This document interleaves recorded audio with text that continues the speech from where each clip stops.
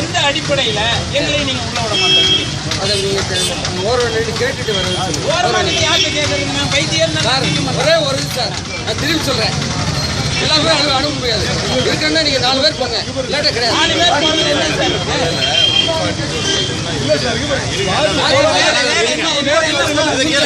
என்ன போட்டிருக்கீங்க? ஐபிசியில் 5 பேருக்கு மேல போனா அலோவ் பண்ண மாட்டோம். ஐபிசியில் இருக்கிற ரெகுலர் போக மாட்டோம், அலோவ் பண்ண மாட்டோம்.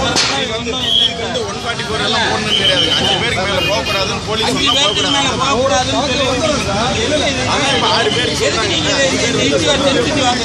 போலீஸ் வந்து எதுக்கு நீங்க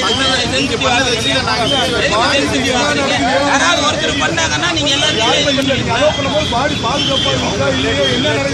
எல்லாம் இருக்கிறாங்கல்ல, அதுக்கு தான் 5 பேர் சமுதாய தலைவர்களுக்கு அப்பா கூட அப்படி வர்றதுக்கு வந்து ஹைகோர்ட் அலோவ் பண்ணுறது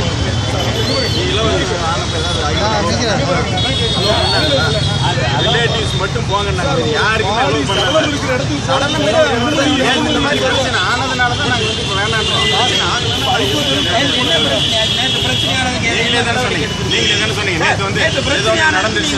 யாரு தப்பு பண்றாங்களோ அவங்க மேல நடவடிக்கை எடுக்கணும் சார். அதை விட்டுட்டு எல்லாத்தையுமே வரக்கூடாது அப்படின்னு 24 மணி நேரத்தில் 10 மணி நேரத்தில் 5 மணி நேரத்தில் நடவடிக்கை எல்லாம் எடுக்க முடியாது.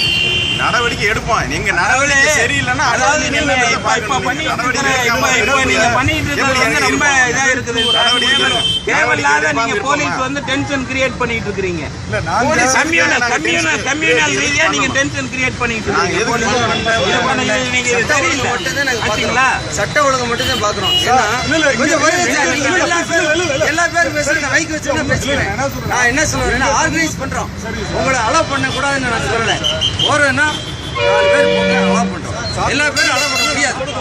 ஏன்னா எல்லாருக்கும் முன்னாடி பண்ணோம். உங்களுக்கு அதே செய்யறோம்.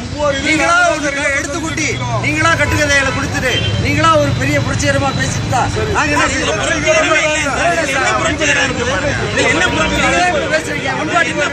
உரிமை இருக்கான்னு அதாவது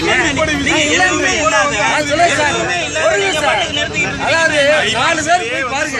144 போட வேண்டிய அவசியமே இல்லை. 5 பேருக்கு மேல சொல்லுறீங்க.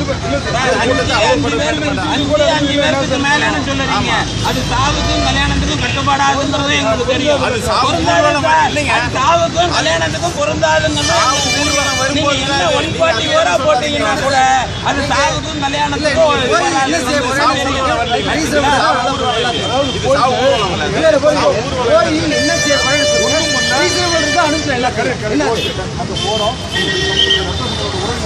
அங்க யாருமே இல்லையே.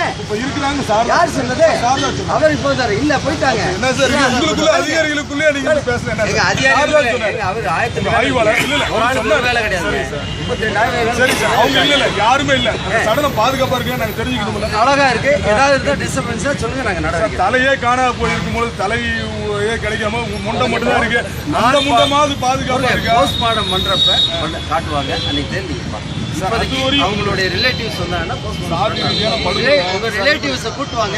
சேர்ந்து சார் எல்லாமே கட்சி தலைவர் மட்டும் உறவினர் உங்க ரிலேட்டிவ்ஸ் எல்லாம் இப்போ எல்லாம் வந்துட்டாங்கல்ல. நேற்று தேதியில் அரெஸ்ட் பண்ணி வச்சுருக்காங்க. எல்லாம் செப்டாச்சு கூட்டுவாங்க. நான் அனுப்பிச்சுப்போம். அதாவது உறவினர்கள் யார் சார்? ரத்த சம்பந்தமான உறவினர் கூட்டுவாங்க. எல்லாத்தையும் சார் இதே நாங்கள் எல்லாமே ரத்தம் தான் சார். இங்கே பாருங்க ஒவ்வொரு முறை இழப்புகளை நாங்கள் தான் சந்திக்கிறோம். இல்லை இங்கே பாருங்க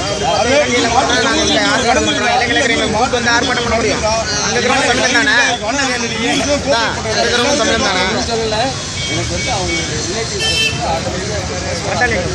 நாமளும் ரிலேட்டிவ் தான்.